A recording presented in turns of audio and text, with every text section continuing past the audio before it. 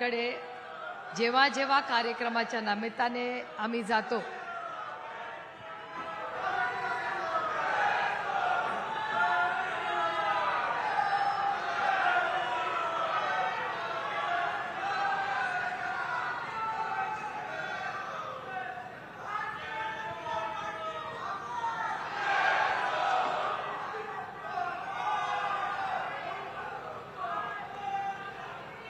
तुमचं झालं असेल तर मी भाषण करते।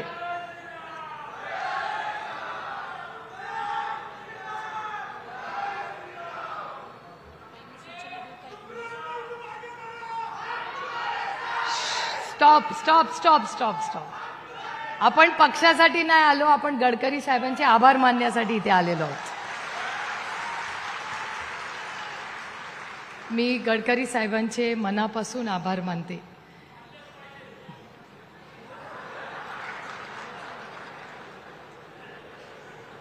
मी उत्तर देऊ शकते पण मी देणार नाही। आज आपण सगळेच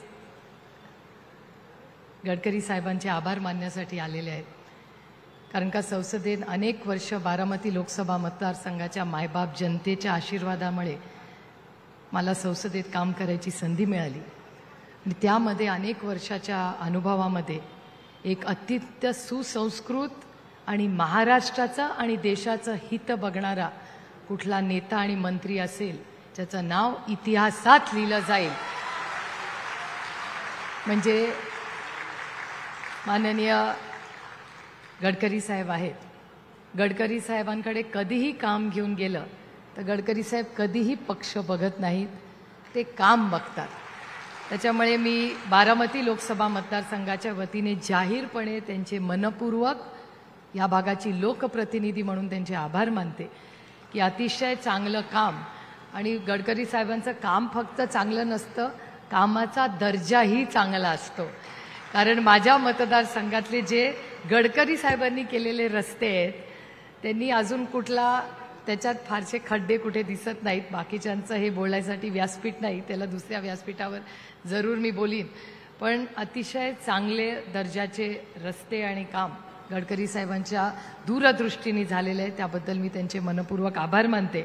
आणि एक सगळ्यात महत्त्वाची गोष्ट ज्याच्यासाठी आमच्या सगळ्यांच्याच वतीने, कारण अनेक वर्ष संजय जगताप असतील किंवा इथले स्थानिक आमदार भीमराव तापकीर असतील, संभाजी झेंडे, सचिन दोडके असेल, त्यांच्याबरोबरचा पाठपुरावा असेल किंवा काका चव्हाण असतील, गडकरी साहेबांनी पुण्यासाठी सगळ्यात मोठं माझ्यासाठी काम जे केलं असेल ते म्हणजे वारज्याचा पूल आणि त्याच्यावर थांबलेले ॲक्सिडेंट्स।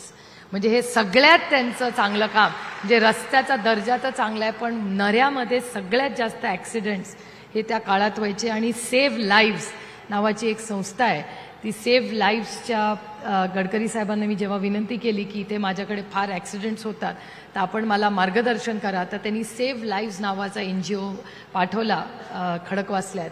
आणि आज मला अभिमान वाटतो तुम्हाला सांगताना की नॅशनल हायवेची संपूर्ण टीम ही गडकरी साहेबांच्या नेतृत्वाखाली आणि सेव्ह लाईव्स नावाचं NGO आज वारज्यामध्ये किंवा त्या संपूर्ण भागामध्ये नऱ्याला जिथे आठवड्याला ॲक्सिडेंट्स व्हायचे, आज माझीच दृश्य लागू नये पण गेले 6-8 महिने झाले एकही ॲक्सिडेंट तिथे झालेला नाही। आणि हे सगळं श्रेय हे गडकरी साहेबांनी सेव्ह लाईव्स नावाचा जो NGO आम्हाला दिला। आणि माझी गडकरी साहेबांना विनंतीही होती, अनेक वेळा दिल्लीमध्ये त्यांचं मार्गदर्शन आम्ही घेतो की बारामती लोकसभा मतदारसंघात आणि शिरूरला अमोलदादांना मला तुम्ही मार्गदर्शन करावं। आमच्या सगळ्या मतदारसंघात आम्ही 0 ॲक्सिडेंट आमचे मतदारसंघ करण्यासाठी आमचे प्रयत्न आहेत, त्याच्यासाठी त्यांचं मार्गदर्शन हे सातत्याने असतं। हा खूप चांगला कार्यक्रम आज त्यांनी उपक्रम घेतला आहे। माझी एकच विनंती आहे, जे खरंच काम पेंडिंग आहे आणि त्याचं उत्तर अनेक वेळा संसदेत गडकरी साहेबांनी दिलेलंही आहे की पुण्यावरनं साताऱ्याला जर रस्ता जातो त्याचा फार वर्षाचं त्यांचंही ते दुखणं आहे, कारण का गडकरी साहेब पार्लमेंटमध्येही अनेक वेळा त्याच्याबद्दल बोलले की पुणे ते सातारा रस्ता तो एक जो प्रॉब्लेम पेंडिंग आहे त्याच्याबद्दल त्यांचं लक्ष आहेच, पण त्याच्यात अनेक तांत्रिक अडचणी आहे, त्याची जाणीव मला आहे। पण या भागाची लोकप्रतिनिधी म्हणून माझं कर्तव्य आहे की तो विषय इथे मांडणं। आणि त्याचबरोबर मी गडकरी साहेबांना विनंती करीन, हा तुमचा विषय नाही पण ट्रॅफिक आणि ह्याच्यात तुमचा खूप प्रगल्भ आणि उत्तम असा अनुभव आहे. पुण्यामध्ये आणि हिंजवडीला जात असताना तुम्ही नवीन ब्रिज वगैरे केलेले आहेत, पण प्रचंड ट्रॅफिक हा पुण्यावरनं हिंजवडीला जाताना आदरणीय पवार साहेबांच्या स्वप्नातला हिंजवडी ज्याची सुरुवात झाली त्याच्या मागे एवढाच विचार होता की ह्या भागातल्या सगळ्या मुलांना हाताला मेरिटवर चांगलं काम मिळावं, म्हणून राजीव गांधी इन्फोटेक पार्कची स्थापना झाली आणि आज 6 लाख लोक तिथे काम करतात. अतिशय उत्तम पद्धतीने ते सगळं काम चाललेलं आहे. पण तिथे आजही ट्रॅफिकचा प्रचंड अडचण होते आणि तासनतास लोक, मेट्रोचं काम चाललंय, मोठ्या रस्त्यांचं काम चाललंय, पण अजून तिथून अपेक्षित असा रिझल्ट आम्हाला मिळत नाही आहे. त्याच्यामुळे स्थानिक लोकप्रतिनिधी म्हणून संग्राम थोपटेंच्या आणि माझ्या वतीने मी गडकरी साहेबांना आणि प्रशासनाला विनंती करेन, कारण का प्रशासनाकडे अनेक वेळा आम्ही त्याचा फॉलोअप करतोय पण त्याच्यातून प्रश्न अजून सुटत नाही आहे. त्याच्यामुळे हिंजवडीसाठी आज देवेंद्रजी उपस्थित आहेत. तुम्हालाही मी विनंती करीन की पुण्यामधली सत्ताही आपल्याचकडे आहे, तर पुण्यातले रस्ते, पुण्याचा ट्रॅफिक याच्यासाठी जर गडकरी साहेबांच्या मार्गदर्शनाखाली एक चांगला रिव्ह्यू आपण जर घेऊ शकला तर आज खरंच पुण्यामध्ये तासनतास मुलं असतील, कामाला लोक जाणारे असतील, त्यांना त्रास होतोय. पुणे सगळ्या दिशेने वाढत चाललंय, पण ट्रॅफिकचा विषय आणि या प्रश्नामध्ये आपण सगळ्यांनी एकत्र राजकारण बाजूला ठेवून आपण सगळ्यांनी काहीतरी मार्ग पाडला पाहिजे आणि त्याचं नेतृत्व ह्या प्रश्न सोडवण्याचं गडकरी साहेबांनी ती पालकत्व घ्यावं अशी मी आमच्या सगळ्यांच्या वतीने गडकरी साहेबांना विनंती करते.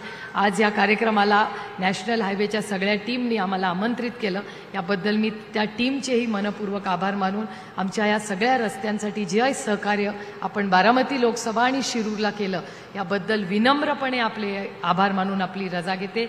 जय हिंद, जय महाराष्ट्र, रामकृष्ण हरी.